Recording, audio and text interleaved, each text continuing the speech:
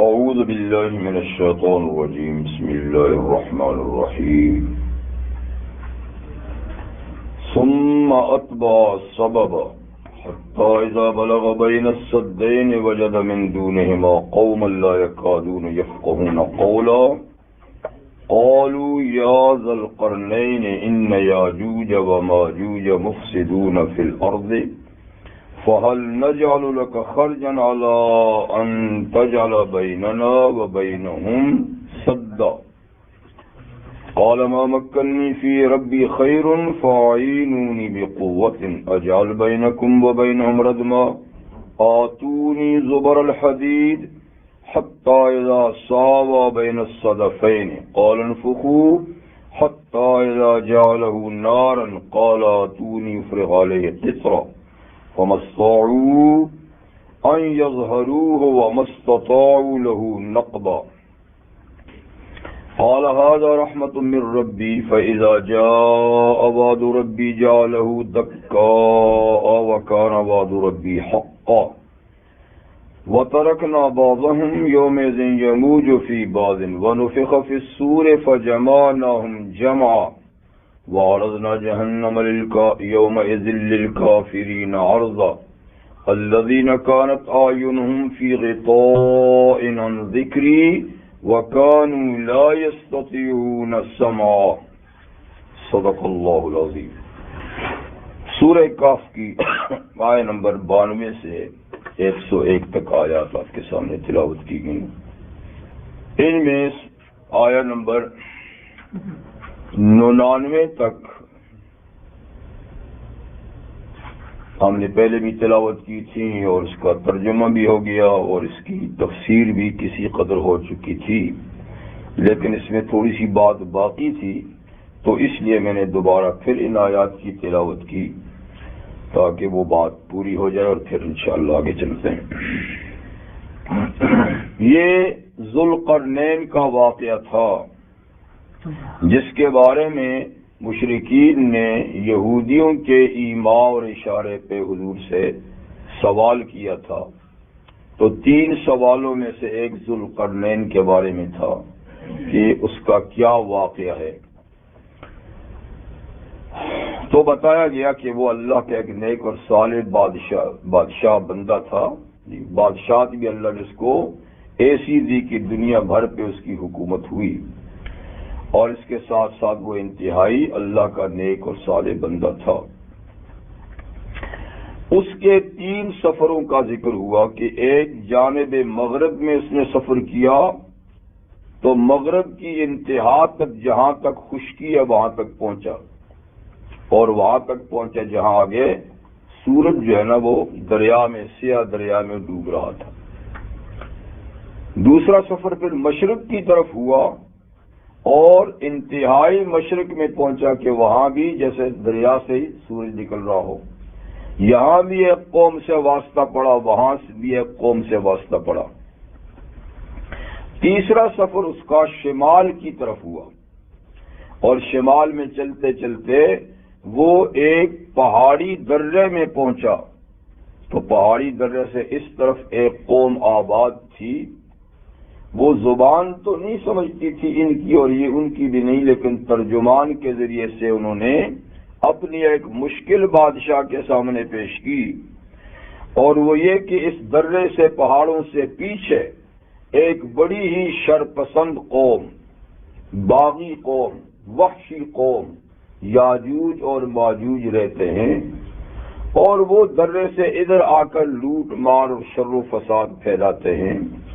اگر آپ عذرائے کرم ہمارے ان کے درمیان ایک دیوار کھینچ دے دونوں پہاڑوں کے درمیان تو ہم ان کے شر سے محفوظ ہو سکتے ہیں، اور اس خدمت کے بدلے میں آپ جو ٹیکس ہم پہ عائد کریں گے وہ ہم دیتے رہیں گے.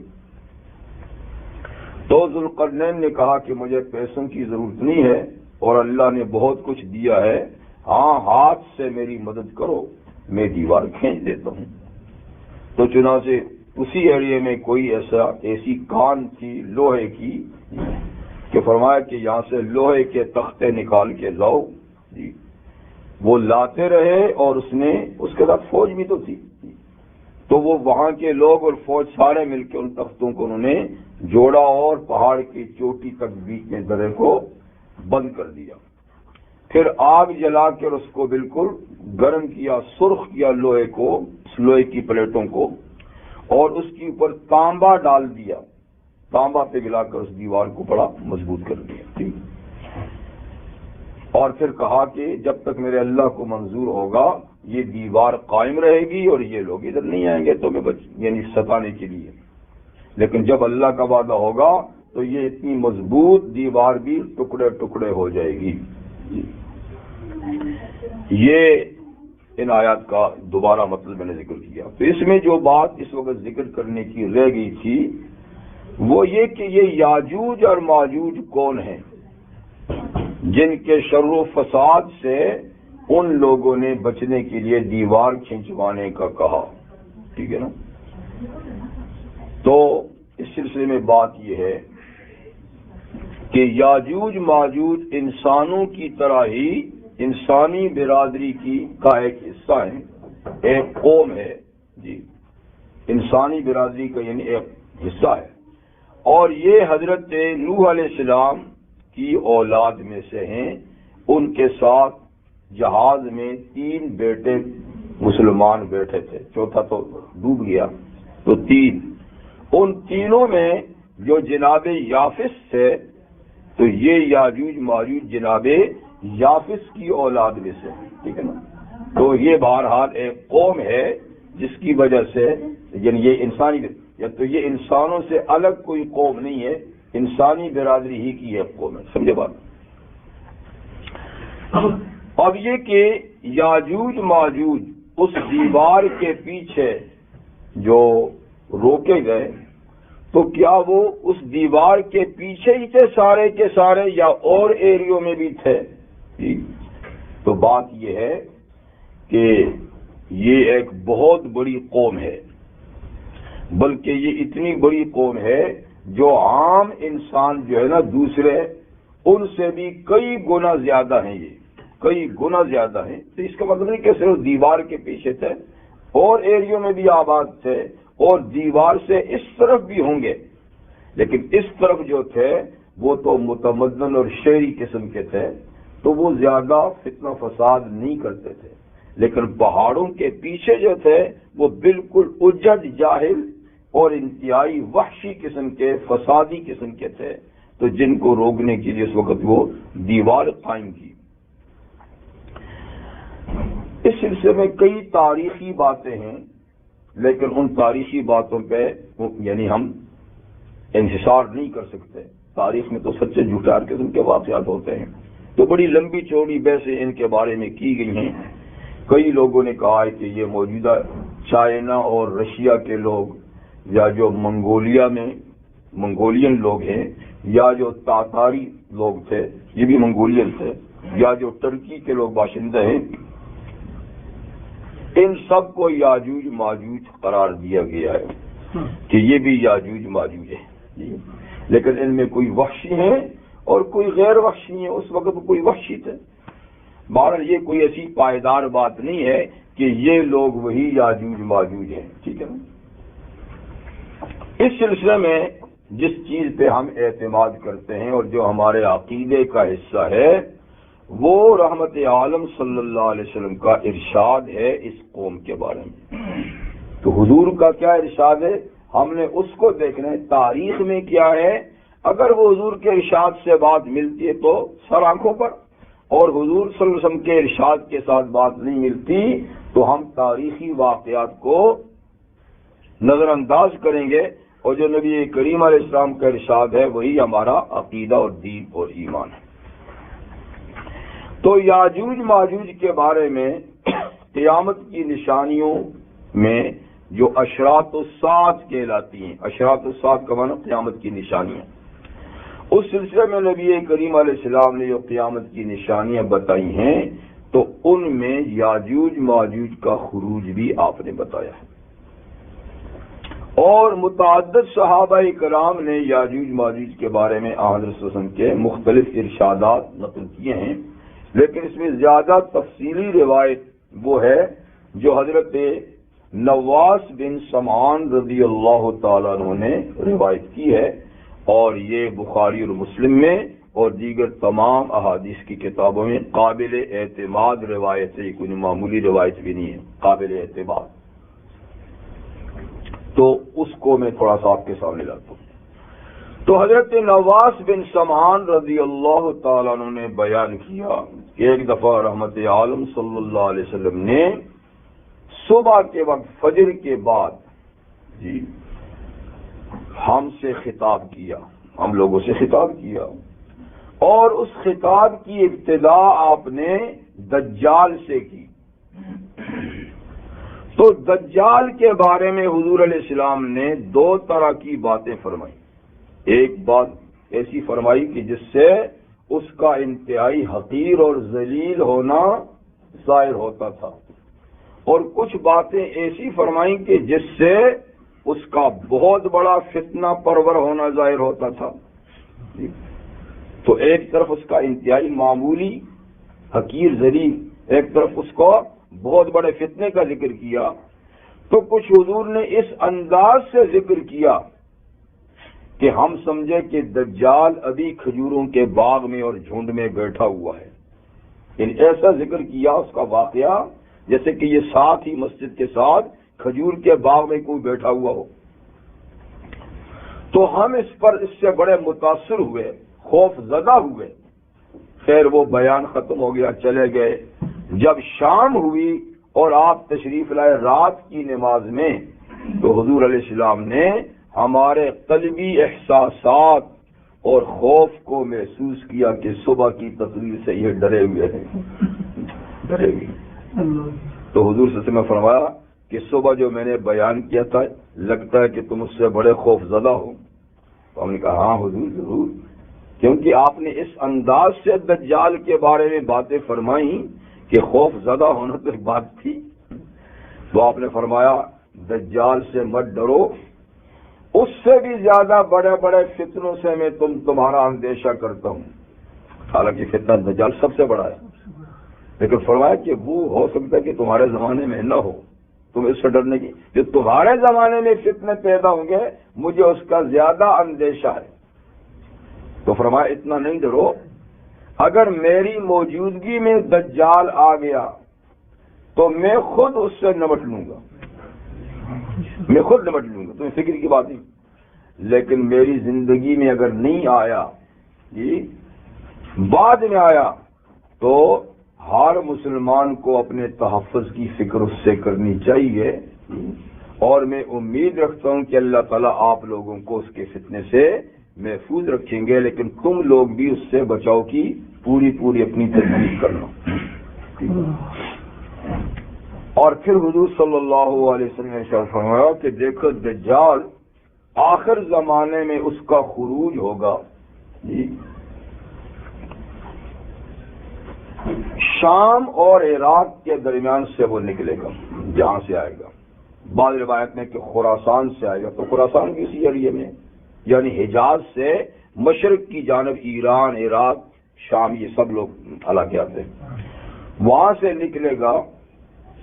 اور اس کے ساتھ دوسری روایت میں، اس میں نہیں ہے، دوسری روایت میں ہے کہ 70,000 یہودی پہلے اس کی فوج میں شریک ہوں گے، اور سب نے بڑے بڑے جبے پہنے ہوں گے، اور بڑے بڑے بزرگ ٹائپ کے قسم کے یہودی ہوں گے جو یہ اس کے پیچھے چلیں گے، ٹھیک ہے، یہ دوسری روایت کی بات ہے۔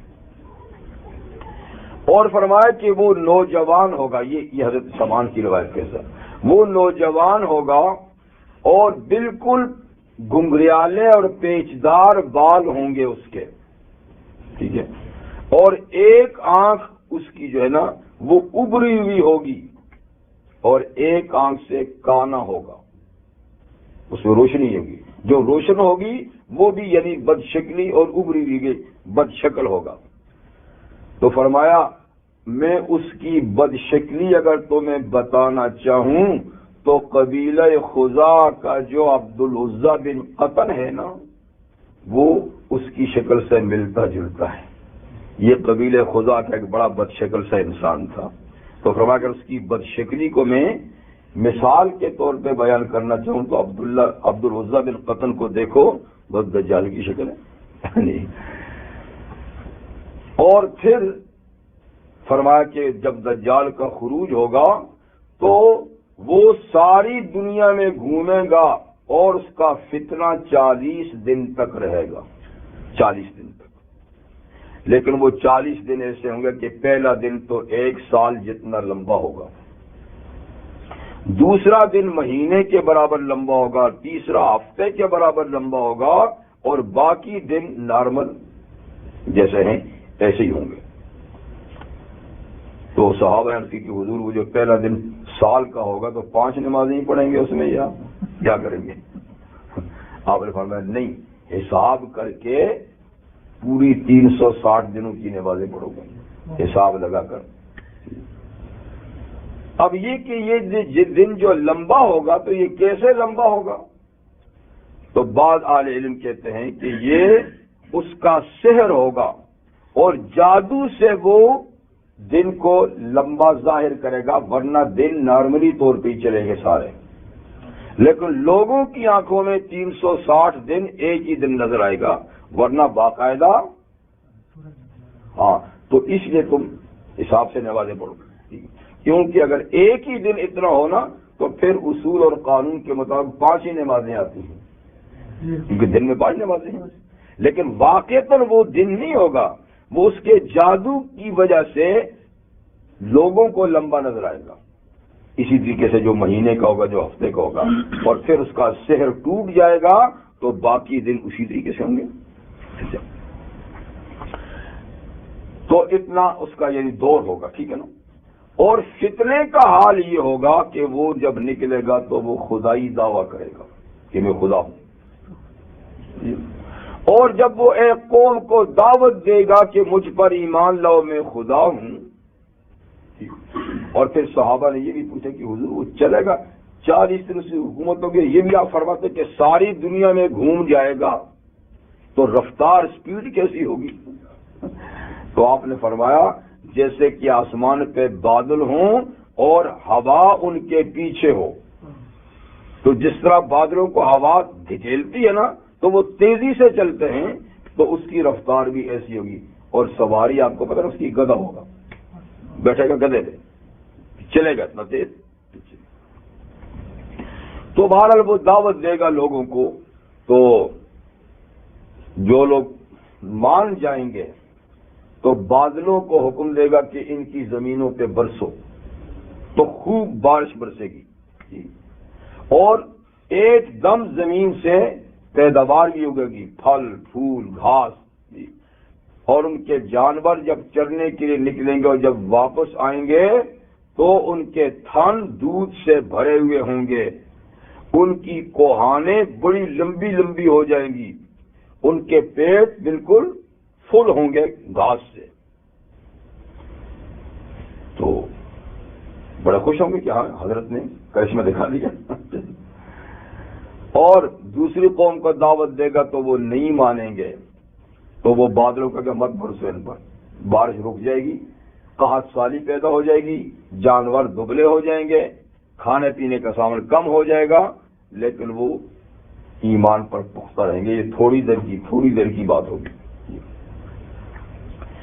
اور وہ جب ایک کھلے میدان میں جائے گا تو زمین سے کہے گا کہ اپنے خزانے اگل، تو آٹومیٹک زمین سے خزانے نکلیں گے، جہاں سونا ہے چاندی ہے جو بھی ہے، اور وہ نکل کے خزانے اس کے ساتھ چلنے بھی لگ جائیں گے۔ حضور نے فرمایا جیسے کہ شہد کا ملکہ کے پیچھے اس کی پوری فوج جاتی ہے نا، تو اس طریقے سے سارے زمین کے خزانے بھی اس کے پیچھے یوں چلتے رہیں گے، اور اس کے ساتھ کھانے پینے کی چیزوں کا بھی ایک پہاڑ چلے گا، پہاڑ، اور ساتھ میں آگ اور باغ بھی چلتے ہوں گے کہ یہ جہنم ہے یہ جنت ہے، تو جو نہیں مانے گا اس کو اپنی آگ میں ڈال لے گا جو واقعتاً جنت ہوگا، اور جو مانے گا وہ اس کو اپنی جنت میں ڈال دے گا جو اصل میں دوسری چیز ہوگی۔ مال اس طریقے سے چلے گا، اور وہ 4 جگہ میں دنیا میں نہیں جا سکے گا، باقی ہر جگہ جائے گا۔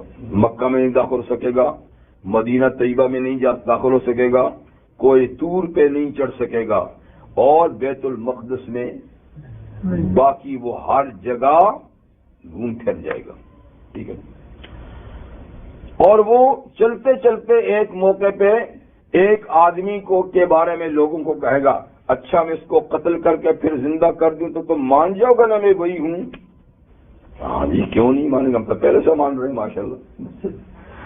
تو اس آدمی کو یوں مارے گا، اس کا ایک پیس دور چلا جائے گا۔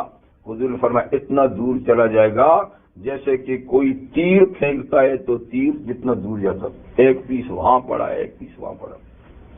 پھر دونوں کو کہا آ کر جڑ جاؤ، تو دونوں جڑ جائیں گے، پھر زندہ ہو جائے گا۔ تو وہ واہ واہ کریں گے اس پر، ہاں جی بڑا کرشمہ دکھا دیا آپ نے۔ تو اس طریقے سے یہ چلتا رہے گا۔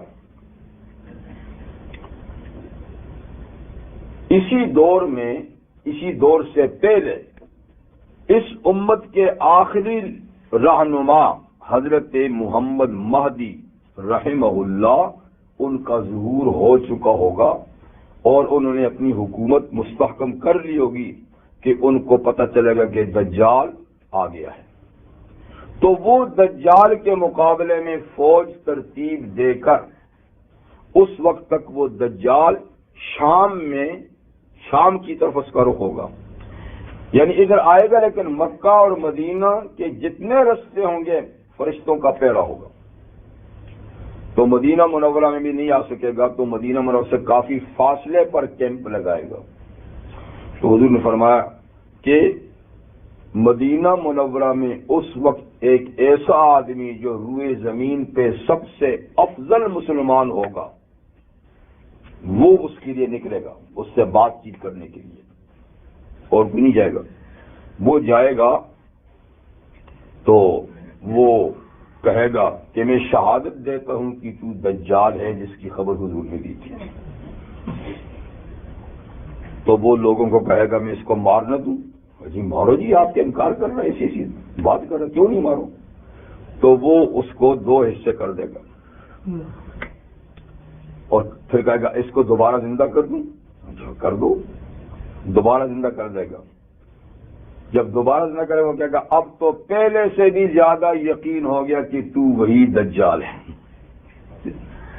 اب وہ اس کو مارنے کی کوشش کرے گا، لیکن اب اس کو، کیونکہ یہ تو اللہ کی طرف سے جتنی مہلت ہے اتنی استعمال ہو سکتی ہیں، اب دوبارہ اس کو مارنے کی مہلت نہیں ہوگی، تو وہ واپس چلا جائے گا۔ تو یہ پھر وہاں سے شام جائے گا۔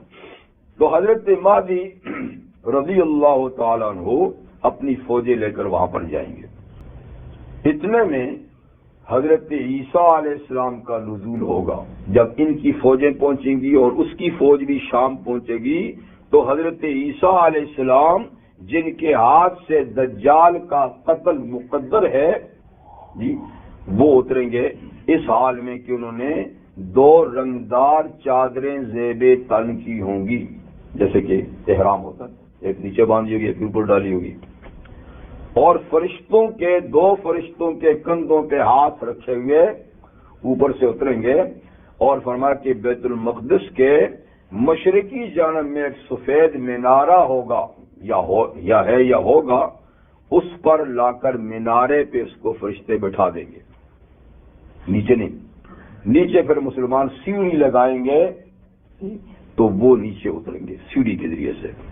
حضور نے فرمایا کہ حضرت مسیح ابن مریم جب آئیں گے، جب سر اٹھائیں گے تو ان کے سر سے موتیوں جیسے قطرے پانی کے گریں گے، جھکائیں گے تو بھی گریں گے جیسے کہ ابھی غسل کر کے آئے ہوں۔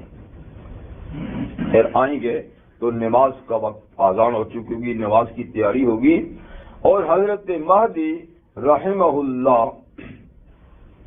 نماز پڑھانے کے لیے آگے بڑھتے ہی ہوں گے کہ وہ آ جائیں گے، تو وہ پیچھے ہٹ جائیں گے کہ حضرت عیسیٰ آئے ہیں، تو اس سے کہیں گے حضرت آپ آگے آئیے نماز پڑھائیے، پر وہ معذرت کریں گے کہ اس نماز کی اقامت آپ کے لیے ہو چکی ہے تو آپ پڑھائیں۔ اور فرمایا کہ اللہ نے اس امت کو یہ فضیلت دی ہے کہ یہ ایک دوسرے کے امام بن سکتے ہیں. وہ نمازوں پڑھا دیں گے اور پھر چارج جو ہے حضرت عیسیٰ علیہ السلام کو دے دیں گے. ٹھیک ہے. اور عیسیٰ علیہ السلام کی سانس میں اللہ نے یہ کرشمہ پیدا کیا ہوگا کہ جہاں ان کی سانس پہنچے گی تو کافر تڑپ کے مرتے رہیں گے, تڑپ تڑپ کے مر جائیں گے. اور سانس بھی اتنی دور تک جائے گی جہاں نظر جائے گی. خیر, نماز پڑھانے کے بعد چونکہ ان کا پہلا مشن ہوگا دجال کو مارنا, تو نیزہ لے کر دجال کے پیچھے چل پڑیں گے. دجال سنے گا کہ آ گئے ہیں تو وہ بھاگ جائے گا, اور وہ بھاگ کر بیت المقدس میں باب اللد ایک جگہ ہے, اب بھی اس نام سے وہاں شہر اسرائیل میں ہے, اسرائیل میں باب اللد, تو وہاں جب پہنچے گا تو حضرت عیسیٰ علیہ السلام بھی پہنچ جائیں گے اور اس کو ایک نیزہ ماریں گے تو دجال کا خاتمہ ہو جائے گا. وہ نیزہ خون سے لتھڑا ہوا لے کر واپس آئیں گے اور امت کو بتائیں گے کہ میں اس کا خاتمہ کرائیں, دیکھو یہ خون بھی لگا ہوا ہے. دجال کا فتنہ ختم ہو جائے گا اور اس کے پیروکار جتنے یہودی ہوں گے سارے کے سارے قتل ہو جائیں گے, اور اس وقت یہودیوں کو کوئی چیز پناہ بھی نہیں دے گی. اگر کوئی چھپنے کے لیے درخت کے پیچھے پناہ لے گا, کسی ٹیلے پتھر کے پیچھے, تو پتھر درخت بول جائے گا کہ اے مسلمان یہودی میرے پیچھے چھپا ہوا ہے. تو تمام عیسائی مسلمان ہو جائیں گے, سب یہی یہودی ہو جتنے بھی کافر ہوں گے سب ختم ہو جائیں گے, صفائی ہو جائے گا. تو عیسیٰ علیہ السلام اپنا مشن مکمل کرنے کے بعد واپس جا کر مسلمان جو فوجی ہوں گے نا حضرت مہدی سمیت, ان کے چہروں پہ دست شفقت پھیریں گے اور ان کو تسلی دیں گے اور اللہ تعالیٰ کی طرف سے مغفرت اور بڑے بڑے درجات حاصل ہونے کی ان کو خوشخبری بھی سنائیں گے. یہ ہو جائے گا دجال کا خاتمہ. ٹھیک ہے نا. نبی کریم علیہ السلام نے فرمایا کہ حضرت عیسیٰ علیہ السلام جب دنیا میں تشریف لائیں گے تو 40 سال ان کی حکومت ہوگی, وہ 40 سال تک رہیں گے. ادھر سے حضرت مہدی جو ان سے پہلے آئے ہوں گے 30 سال, جی, تو ان کی عمر بھی 40 سال ہوگی, لیکن ان کی تو 33 سال پہلے گزر چکے نا, 40 مزید ملیں گی, تو یہ تو ہوں گے 40 سال. تو کچھ تقریباً 5-7 سال یہ دونوں رہنما ساتھ رہیں گے, لیڈرشپ حضرت عیسیٰ علیہ السلام کے پاس ہوگی, اور 5-7 سال کے بعد حضرت مہدی کا انتقال ہو جائے گا. اب واحد رہنما حضرت عیسیٰ علیہ السلام ہوں گے. کفر بالکل مٹ جائے گا, نام کا کافر کوئی نہیں ہوگا, سارے مخلص مسلمان ہوں گے. کسی کے دل میں کسی کے لیے کوئی رنج, کوئی بخل, کوئی حسد, کوئی بیماری دل میں نہیں, پیار ہی پیار اور امن.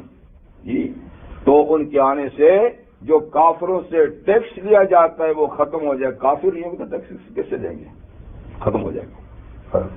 عیسیٰ علیہ السلام شادی بھی کریں گے, ان کے بچے بھی ہوں گے اور مسلمانوں کے رہنما ہوں گے. اسی اثنا میں اللہ تعالیٰ ان کو وحی بھیجیں گے کہ آپ اپنے ساتھیوں کو لے کر کوئی ٹور پہ چلے جائیں. میں اپنے کچھ ایسے بندے نکالنے والا ہوں کہ ان کے مقابلے کی سکت کسی میں بھی نہیں ہوگی اور پوری زمین کو وہ بھر دیں گے, تو لہذا آپ لوگ چلے جائیں. تو وہ اپنے ساتھیوں کو لے کر کوئی دور پہ چلے جائیں گے اور ساز و سامان کھانے پینے کا بھی اتنا ہو سکتا لے جائیں گے. باقی دنیا کے اندر جتنے مسلمان ہوں گے وہ بھی اپنی محفوظ پناہ گاہوں میں, قلعوں میں یا جہاں ہوں گے نا, تو بچنے کے لیے وہ چلے جائیں گے سامان لے کر. اتنے میں فرمایا کہ یاجوج ماجوج وہ جو ہے وہ نکلیں گے. تو یاجوج ماجوج کا ایک ذکر تو یہ اور دوسرا سورہ انبیاء میں ہے. حتی اذا فتحت یاجوج و ماجوج وهم من کل حدب ینسلون, یہاں تک کہ کھول دیے جائیں گے یاجوج ماجوج, اور وہ ہر بلندی سے ایسے ٹوٹتے آئیں گے جیسے کہ کوئی بلندی سے پھسلتا ہوا آتا ہے لگاتار ایک دوسرے کے پیچھے. اتنی بڑی تعداد ہوگی جیسے کہ ہر بلندی سے پھسلتے ہوئے آ رہے. آئیں گے تو پوری زمین کو بھر دیں گے. ان کا پہلا حصہ جب پہنچے گا تو بحیرہ طبریہ، یہ ایک چھوٹا دریا ہے، بحیرہ طبریہ شام میں ہے. پہلا حصہ جب آئے گا تو اس کے پانی کو صاف کر دیں گے پی کر بالکل. جب پچھلے آئیں گے تو وہ کہیں گے یار یہاں بھی کبھی پانی ہوتا ہوگا. اگلوں نے دریا کو ایسا صاف کر جو کہ چاٹ دیا ہوگا کہ پچھلے کہیں گے کبھی یہاں بھی پانی ہوتا ہوگا. تو بہرحال وہ بہت بڑا شر اور فساد زمین کے اندر پھیلا دیں گے. جتنا اللہ کو منظور ہوگا وہ لوگ رہیں گے زمین میں پھیلتے پھیلتے پوری زمین کو بھر دیں گے. ادھر ان کے پاس کھانے پینے کا راشن ختم ہونے کے قریب ہو جائے گا، اور اتنا کم ہو جائے گا راشن کہ حضور نے فرمایا ایک بیل کا سر 100 دینار سے زیادہ قیمتی ہوگا. 100 دینار کی بیلی اتنی نہیں جتنی ایک بیل کے. تو جب یہ کم ہوگا تو حضرت عیسیٰ علیہ السلام اور مسلمان دعا کریں گے کہ یا اللہ اس مصیبت سے جان چھوڑائیے، ہمارے پاس تو راشن بھی کم ہو گیا ہے اور نیچے تو ہم جا ہی نہیں سکتے، تو کچھ مہربانی کیجیے. تو اللہ تعالیٰ ایک بیماری پیدا کریں گے ان کی گردن میں، کوئی پھوڑا سا نکلے گا اور کینسر ہوگا. ایک دم ہی سب مر جائیں گے اس پھوڑے سے، ایک دم ہی سب مر گئے. تو پوری زمین جو ہے نا وہ کیا ہو جائے گی، یعنی لاشوں سے پٹ جائے گی. اب جب وہ نیچے اتریں گے تو پاؤں رکھنے کی جگہ نہیں، ہر طرف لاشیں لاشیں لاشیں لاشیں. تو پھر دعا کریں گے کہ یا اللہ یہ لاشوں سے زمین بھری ہوئی ہے اور تعفن بھی ان کا، بدبو بھی اتنی زیادہ کہ یہاں کوئی ٹھہر نہیں سکتا، تو یہاں اگر ہم کیا کریں گے؟ تو اللہ تعالیٰ کچھ پرندے اس وقت پیدا فرمائیں گے، بڑے موٹے تازے پرندے، لمبی اونٹ کی طرح ان کی گردن ہوگی. تو وہ پرندے ان کی لاشوں کو اٹھا کر سمندر میں پھینک دیں گے. لاش اٹھائی اڑے، طیارے ہوں گے نا قدرتی طیارے، ہاں جی، تو ادھر سے اٹھائیں ہیلی کاپٹر، تو ادھر سے اٹھایا وہ سمندر میں، وہ پہاڑوں کے دروں میں دور دراز، تو پوری کی پوری زمین کا صفایا ہو جائے گا. لاشیں تو اٹھ گئیں لیکن ان کی بدبو کا کیا کیا جائے گا؟ تو پھر کہیں یا اللہ یہ تو بدبو اتنی ہے کہ ہم ٹھہر نہیں سکتے. تو اللہ تعالیٰ آسمان کو حکم دیں گے اور آسمان سے بارش برسے گی، اور اتنی بارش برسے گی کہ زمین دھل کر آئینے کی طرح صاف ہو جائے گی، آئینے کی طرح. اب یہ لوگ سارے کے سارے جہاں جہاں تھے زمین پہ آ جائیں گے، اور اللہ تعالیٰ زمین کو حکم دیں گے کہ اے زمین اپنی ساری برکات کو اب ظاہر کر، جو برکتیں میں نے تیرے اندر رکھی ہیں نا ان کو ظاہر کر. تو اب زمین سے ایسی فصلیں ہوگی، ایسی زرخیزی ہوگی اور ایسی فصلیں ہوگی کہ جو کبھی دیکھی نہیں گئی. حضور نے فرمایا کہ ایک انار کا دانہ اس زمانے میں اتنا بڑا ہوگا کہ جب اس کو اندر سے کھرد کے دانے کھا لیں گے تو اس کے پیس کے نیچے کئی لوگ آرام کر سکیں گے. ایک خیمہ جیسے خیمہ، یعنی ایک ایک انار سے 2 خیمے کاٹو 20 سے تو 2 خیمے بن سکتے تھے. اسی طریقے سے باقی پھلوں کا ہوگا، اسی طریقے سے باقی اناج بھی ہوگا جی. اسی طریقے سے زمین سے خزانے بھی نکلیں گے، اور ایک ایسا خوشحالی کا دور ہوگا کہ کسی کے مال کی لالچ ہی نہیں ہوگی. کوئی کسی کو کچھ دے گا کہ میرے پاس ماشاءاللہ بہت کچھ ہے، کوئی لینے والا ہی نہیں ہوگا. اور یہ دور پورا 40 سال کا دور ہوگا جب تک حضرت عیسیٰ علیہ السلام اس امت میں موجود رہیں گے. عیسیٰ علیہ السلام حج عمرہ بھی کریں گے، اور طیبۃ الرسول میں جب تشریف لائیں گے تو یہاں ان کا انتقال ہو جائے گا، اور نبی کریم صلی اللہ علیہ وسلم کے پہلو میں ایک قبر کی جو جگہ ہے وہاں عیسیٰ علیہ السلام مدفون ہوں گے. ان کے بعد بھی کچھ زمانے تک یہ دور رہے گا جی، اور اس کے بعد پھر دور بدل جائے گا، اور پھر ایمان اسلام کے ساتھ کفر پھر چلنا شروع ہوگا، یہاں تک کہ جب قیامت بالکل قریب ہو جائے گی تو اللہ تعالیٰ مسلمانوں میں ایک بیماری پیدا کر دیں گے، جتنے بھی اہل ایمان ہوں گے اس بیماری میں سب کا انتقال ہو جائے گا۔ اب دنیا میں فقط کفر ہی کفر ہوگا، فرمایا فحاشی ہوگی، بے حیائی کا دورہ ہوگا، جی علل اعلان گناہ ہوں گے، ہوگا جو کفر۔ تو اچانک یہ ہے کہ فرشتہ بگل بجائے گا قیامت کا، اور لوگ اپنے اپنے کاموں میں بزی ہوں گے۔ دکاندار نے دکان کھولی ہوگی، کپڑا پھیلایا ہوا ہوگا، کسی نے ترازو اٹھایا ہوا ہوگا، کوئی پیسے دے رہا ہوگا، کوئی لے رہا ہوگا، کوئی کھیت میں ہل چلا رہا ہوگا۔ مطلب کہ معمول کی زندگی جیسا ہوتی ہے نا، ایسے زندگی میں لوگ مصروف ہوں گے کہ اچانک کان میں سور کی آواز، اور آواز باریک ہوگی، پھر پڑھتے پڑھتے پڑھتے پڑھتے اتنی زبردست ہو جائے گی کہ سب کے کلیجے پھٹ جائیں گے، جی، اور پھر اتنی زبردست ہو جائے گی کہ پہاڑ بھی اڑ جائیں گے، آسمان بھی ٹکڑے ٹکڑے ہو جائیں گے، زمین بھی، تو سارا نظام درہم برہم ہو جائے گا، قیامت قائم ہو جائے گی۔ یہ ہے حضرت نواس بن سمعان رضی اللہ عنہ کی روایت اور کچھ دیگر روایات کا حاصل۔ تو اس سلسلے میں یہ میں نے عرض کیا کہ یاجوج ماجوج ہے تو انسان حضرت یافس کی اولاد سے، لیکن یہ انتہائی وحشی قسم کے لوگ ہوں گے، جی وحشی قسم کے۔ اچھا، اب اس پہ یہ سوال پیدا، ہمارا تو یہ ایمان ہے کہ یہ سب کچھ اسی طریقے سے ہوگا جیسے حضور نے فرمایا، جی۔ اب اس پہ سوال یہ پیدا ہوتا ہے کہ جیسے کہ نبی کریم علیہ السلام نے فرمایا کہ قیامت کے دن اللہ تعالیٰ حضرت آدم سے کہیں گے کہ اپنی اولاد میں سے جہنمیوں کو نکالو، جو جہنم میں جانے والے ہیں ان کو الگ کرو۔ تو آدم سے فرمایا کہ یا اللہ کتنے ہیں جہنم میں جانے والے؟ تو اللہ تعالیٰ فرمائیں گے 1000 میں 999، 1000 میں 999 ادھر کے ہیں، ایک ادھر جنت کا ہے۔ جب یہ بات کہی تو حضور صحابہ اکرام سہم گئے، ڈر گئے کہ حضور پھر پتہ نہیں کون ہی ہم میں جائے گا، 1000 میں اگر ایک جنت میں جائے گا، 999 ادھر، تو پھر تو پتہ نہیں کون خوش قسمت ہے۔ حضور نے فرمایا کہ تم ڈرو نہیں، یہ 999 یاجوج ماجوج ہوں گے،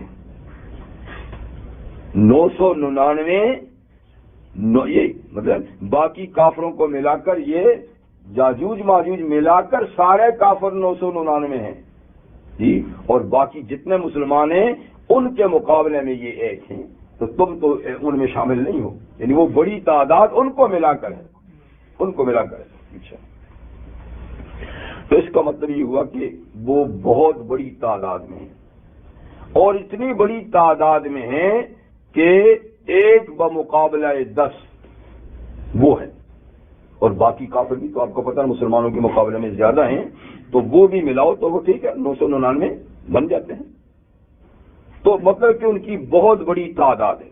اچھا، یہ تو ہمارا ایمان ہے کہ آقا نے فرمایا ایسے ہی ہے۔ اب سوال یہ پیدا ہوتا ہے کہ لوگ کہتے ہیں کہ بھائی اتنی بڑی تعداد ہے تو آخر وہ ہیں کہاں، وہ ہیں کہاں؟ اور دوسرا مسئلہ یہ ہے کہ جس سد اور دیوار کا آپ کہتے ہیں کہ ذوالقرنین نے قائم کی، وہ دیوار ہے کہاں؟ کہتے ہیں ہم نے تو ساری دنیا چھان ماری ہے، صحراس کے دریا تہے بالائے پرواز، صحرا بھی نہیں چھوڑے، دریا بھی نہیں چھوڑے، تو اتنی بڑی کون ہے کہاں؟ یہ تو پہلے بتاؤ۔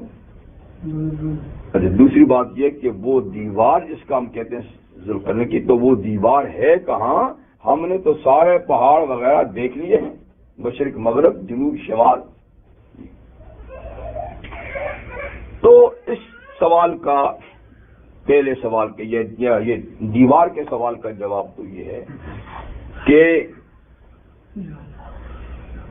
آج تو دنیا میں ایسا اسلحہ پیدا ہو چکا ہے کہ جس سے کہیں بھی آدمی بچ نہیں سکتا، ٹھیک ہے نا، دیواروں سے۔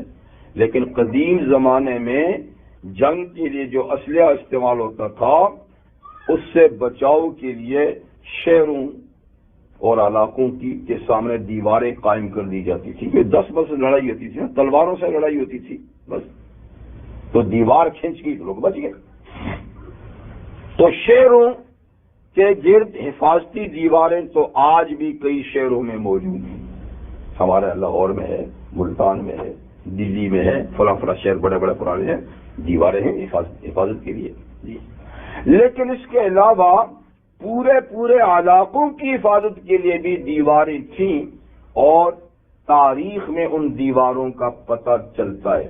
چھوٹی دیواریں تو پتہ کتنی ہوں گی، لیکن 4 بڑی بڑی دیواریں تو مورخین نے دریافت کی ہیں، جن میں سب سے بڑی دیوار چین کے نام سے ہے، جو 1200 میل یا 1500 میل لمبی دیوار ہے، جو حضرت آدم علیہ السلام سے 3460 سال بعد چین کے ایک بادشاہ فغفور نے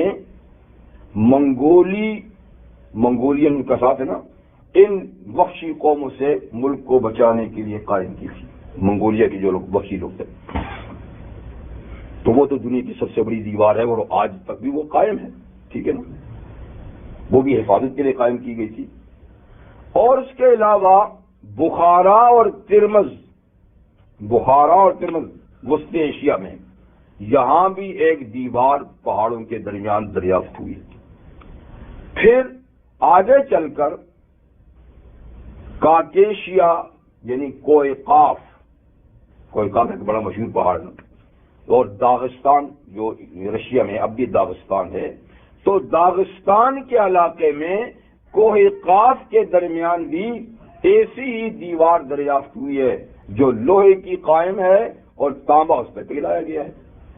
ایک اسی ایریے میں ایک اور بھی اسی طرح کی دیوار، یعنی تو یہ 4 دیواریں پچھلے ہمارے مورخین نے دریافت کی، جن میں سے دیوار چین تو بہت پرانی ہے، وہ تو سکندر کی ہے ہی نہیں، ذوالقرنین کی ظاہر بات نہیں ہے. لیکن باقی تینوں میں سے اب کون سی ہے تو ہم متعین نہیں کر سکتے کہ کون سی ہے. زیادہ خیال یہ کہ جو داغستان میں ہے تو کوئی قاف میں یہ دیوار ہو سکتی ہے، کیونکہ وہ شمال کا سفر کیا تھا تو یہ ٹھیک پڑ رہی ہے، وہ دیواریں تو نہیں پڑ رہی. ٹھیک ہے نا، لیکن پھر بھی ان تینوں میں سے ہم متعین طور پہ نہیں بتا سکتے. یہ دیواریں کسی زمانے تک تھیں، اب یہ بھی غائب ہیں، کوئی پتہ نہیں ٹوٹ گئی ہیں، دب گئی ہیں، کیا ہوا. ہو سکتا ہے کہ ٹوٹ گئی ہوں، اور ہو سکتا ہے کہ کبھی سیلابوں کی وجہ سے اور جو پہاڑ اوپر سے گرتے رہتے ہیں نا، تو ہو سکتا ہے کہ یہ پہاڑوں میں دب کے پہاڑ کی شکل اختیار کر گئی ہوں. ایسا کہ تو وہ نظر نہیں آتی ہیں، لیکن بہرحال یہ تاریخی طور پہ 4 بڑی دیواریں تو اس ایریے میں یعنی دریافت ہوئی ہیں تاریخ میں. آج نہیں ہیں تو یا ٹوٹ گئی ہیں، اور یا یہ کہ کسی پہاڑوں کے ملنے سے ختم ہو گئی، دب گئی ہیں. باقی یہ دعویٰ کرنا بھی غلط ہے کہ ہم نے ساری دنیا چھان ماری ہے، یہ دعویٰ بھی غلط ہے. جی اب بھی دنیا میں نہ معلوم کتنے علاقے ہیں کہ آپ کی نظروں سے اوجھل ہیں. اب بھی دنیا میں آج سے 400-500 سال جس ملک میں ہم بیٹھے ہیں اس کی کوئی دریافت تھی؟ یہ پورا بر اعظم، بلکہ 2 بر اعظم ہیں، یہ لوگوں کی نظر سے غائب تھے. لیکن دیکھیے دریافت ہو گئے اور آج کتنے بڑے آباد ہیں. اسی طریقے سے حال میں، یعنی حال کا مطلب کہ کئی برس پہلے کی بات ہے، لیکن یعنی صدی سے تو پہلے کی بات ہے، تو یہ کیا نام ہے بر اعظم کا جو الگ ہے ہم سے، آسٹریلیا سے آگے ایک بہت بڑی دیوار دریافت ہوئی ہے، جو اس وقت دیواریں چین کے مقابلے میں اس کے قریب ہے، یعنی 1000 میل لمبی اب دریافت ہوئی. اب تھوڑا زمانہ ہوا، دیوار ہے وہ باقاعدہ بنائی ہوئی، 1000 میل لمبی، 1000 فٹ اونچی، اور بعض جگہ میں اس کی چوڑائی 12 میل چوڑی ہے. 12 میل بعض جگہ میں چوڑی، کہیں کم چوڑی ہے، کہیں زیادہ چوڑی ہے، 1000 فٹ اونچی ہے، 1000 میل لمبی ہے۔ تو برطانوی ٹیمیں، دوسرے ملکوں کی ٹیمیں وہاں پہنچی ہیں اور بڑی وہاں تحقیقات کر رہے ہیں اور ان کو بڑے بڑے عجائبات سمندر کے بارے میں معلومات۔ تو دیکھیے یہ دیوار بھی تو نہیں تھی نا، دریافت ہوگی۔ اور دریا اور سمندر میں مد و جزر تو ہوتا ہی رہتا ہے۔ یہ جو بڑا سمندر ہے، محیط، ساری دنیا کو، ساری زمین کو، اس میں مد و جزر کبھی ادھر آتا ہے تو کئی جزیروں کو ہڑپ کر جاتا ہے اپنے اندر، ٹھیک ہے۔ یہ ہمارا جو بر صغیر ہے، انڈیا، پاکستان، بنگلہ دیش وغیرہ، اس کے ساتھ یہ کبھی بر اعظم تھا، یہ کبھی بر اعظم تھا، جیسے کہ افریقہ ہے، جیسے کہ ایشیا ہے، اتنا ہی بڑا بر اعظم تھا یہ ایریا۔ لیکن سمندر نے آتے آتے آتے آتے کم کر کے اس کو ہم اسی لیے اس کو بر صغیر کہتے ہیں۔ بر صغیر اس لیے کہتے ہیں کہ آدھے سے زیادہ سمندر کی نظر ہو گیا ہے جی۔ تو اس طریقے سے نہ معلوم کہ کتنے جزیرے ابھی سمندر نے اپنے اندر دبا رکھے ہمارے، اور کبھی جی جب یہ ہٹے گا پیچھے تو نہ معلوم کتنے جزیرے پھر نمودار ہو جائیں گے۔ تو کیا پتا کہ جہاں یہ قومیں آباد ہیں وہ نہ معلوم کہ سمندر کے اندر کہیں دور درازوں، اور ہمارے علم کی رسائی ابھی تک وہاں نہیں ہوئی، اور جب قیامت قریب ہو جائے گی تو وہ بھی قریب ہو جائیں گے، وہ دیواریں بھی سامنے آ جائیں گی، ٹھیک ہے۔ تو بہرحال یہ کوئی ناممکن بات نہیں ہے۔ اور ایک بات یہ ہے کہ آپ نے، چلو آپ کے پاس آلات ہیں، ذرائع ہیں، اسباب ہیں، اور آپ نے ساری دنیا کو دیکھ لیا کہاں سے کہاں تک ہے، ٹھیک ہے۔ جو اس وقت موجود ہے آپ نے دیکھ لیا، جو موجود نہیں ہے وہ دیکھ لیں گے۔ لیکن دینی نقطۂ نظر سے، یہ تو جغرافی کی بات ہے، دینی نقطۂ نظر سے تو ہمارا عقیدہ ہے کہ اسی زمین پر جس پہ ہم موجود ہیں، اگر اللہ کسی کو نظروں سے پوشیدہ کر دے تو ہم نہیں دیکھ سکتے، ٹھیک ہے نا۔ اسی زمین پہ جس کو اللہ ہمیں نہ دکھائے، نہ ہمارے آلات دیکھ سکتے ہیں نہ ہم دیکھ سکتے ہیں، اور وہ اسی زمین پہ، اور اس کی مثالیں ہیں۔ حضرت عزیر 100 سال تک بیت المقدس کے کنارے سوئے رہے، 100 سال گرمی سردی پڑتی رہی، بارشیں ہوتی رہیں، ٹھیک ہے، لوگ آتے جاتے رہے، لیکن کسی نے نہ ان کو دیکھا نہ ان کے سامان کو دیکھا۔ 100 سال کے بعد اللہ تعالیٰ ان کو جگایا، نہ ان پہ بارش پڑی پر برسی، نہ ان پہ گرمی لگی، نہ ان پہ سردی لگی، بالکل تازہ جسم کھلے میدان میں پڑیں گے۔ 100 سال رستے میں اللہ نے۔ اصحاب کہف 309 سال غار میں پڑے ہوئے ہیں، ٹھیک ہے نا، جسم سلامت ہیں، کروٹیں بدل رہے ہیں، لیکن کسی کو دکھایا اللہ تعالیٰ نے۔ تو اسی دنیا میں رہتے ہوئے بھی اللہ تعالیٰ جس کو نظروں سے اوجھل کر دیں تو وہ دیوار آج بھی ہوگی، لیکن اللہ نے دکھانی ہی نہیں ہمیں۔ تو وہ یاجوج ماجوج ہمارے اندر ہی ہوں گے، لیکن جب اللہ نہیں دکھائے گا تو ہم نہیں دیکھ سکتے۔ لیکن جنات ہیں کہ نہیں ہیں، ہمیں نظر آتے ہیں۔ اگرچہ آپ کہہ سکتے ہیں کہ وہ تو ناری مخلوق لطیف ایسی نظر نہیں آتے ہیں، لیکن جس کو اللہ نہ دکھائے تو کوئی سبب بھی ہو سکتا ہے، کوئی سبب بھی ہو سکتا ہے۔ تو بہرحال یہ بات نہیں ہے کہ یاجوج ماجوج کہاں ہیں اور ہمیں کیوں نہیں دکھائی دیتے، اور دیوار کہاں ہے ہمیں کیوں نہیں دکھائی دیتی۔ جب اللہ کو منظور نہیں ہوگا تو آپ نہیں دیکھ سکتے، آپ کے کیمرے کی زد میں بھی نہیں آ سکتے، آپ کی رسائی بھی نہیں ہو سکتی، اور جب اللہ تعالیٰ کو منظور ہوگا ساری چیز کھل جائے گی، سارا راز کھل جائے گی۔ تو اس کی کئی بار مثالیں ہیں۔ ایک وہ حدیث میں ایک واقعہ بھی ہے کہ ایک دفعہ حضرت جبریل امین نبی کریم صلی اللہ علیہ وسلم کی خدمت میں تشریف لائے، عرض کی کہ آقا آج میں ایک طرف سے ہو کر آیا ہوں۔ فرمایا کس طرف سے ہو کر آیا؟ کہا جی آج ایک اللہ کے بندے کے پاس سے ہو کر آیا ہوں. تو وہ کون سا بندہ اس کے پاس سے ہو کر میرے پاس ہے؟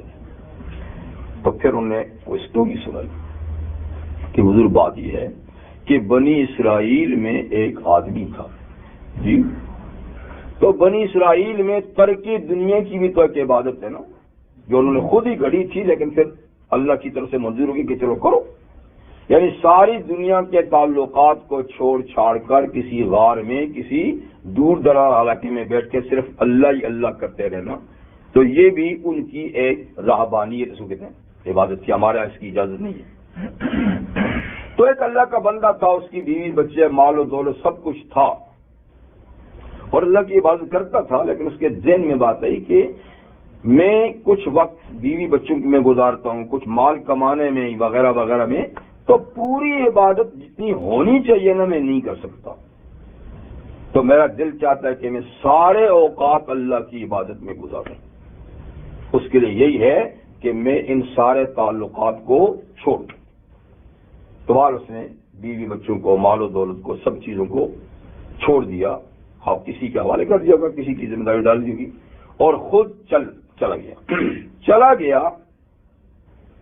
تو اس نے کسی کشتی میں بیٹھ کر کسی چھوٹے سے جزیرے میں پناہ لی تاکہ کوئی آئے جائے ہی نہیں. ایک جزیرے میں آ کر بیٹھ گیا، کیونکہ وہ مخلص تھا اپنے اس کام میں، خالص اللہ تعالیٰ کی عبادت کے لیے آیا تھا. تو اب اللہ تعالیٰ نے اس کی بقائے حیات کا قدرتی انتظام کر لیا. وہ یہ کہ جہاں آ کر مصلی ڈالا تھا، بیٹھا تھا، تو پاس ہی اللہ نے میٹھے پانی کا چشمہ جاری کر دیا. ٹھیک ہے نا. اور دیکھتے ہی دیکھتے ایک انار کا درخت پیدا ہوا، بڑا ہوا، اور انار بھی لگ گئے ایک دم. تو کھانا اور پینا دونوں انتظام ہو گئے. اب وہ اللہ کی بات صبح سے شام تک کرتا ہے. اس کا کھانے کا معمول یہ کہ ایک انار کا دانہ توڑ کر دانے نکال کے کھا لیتا تھا، ایک پیالہ پانی کا چشمے سے لے کر پی لیتا تھا، بس. باقی بات ہوتے ہوتے اس زمانے میں زندگیاں بھی تو بڑی بڑی تھی. 500 سال اس بندے نے اس جزیرے میں اس طریقے سے اللہ کی عبادت کی، اور وہ ہرا بھرا درخت بھی لگا رہا، انار کھاتا رہا، موسم کا پابند تو نہیں تھا، پانی بھی پیتا رہا. تو پھر جب اس کی موت کا وقت قریب آ گیا تو اس نے اللہ سے دعا کی کہ یا اللہ اتنا عرصہ میں تو آپ کی عبادت کرتا رہا، لیکن میں چاہتا ہوں کہ میری موت سجدے کی حالت میں آئے تاکہ قیامت تک میں سجدہ ہی کرتا رہوں. تو یہ دور بھی میرا عبادت میں گزرے اور قیامت کو اٹھوں تو سجدے سے اٹھوں.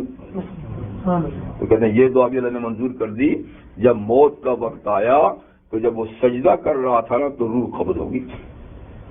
اب سجدے میں روح تو قبض ہوگی، لیکن وہ جہاں بیٹھا تو کھلا میدان ہے، ادھر بھی چاروں طرف سے کھلا میدان ہے، صرف وہ درخت ہے.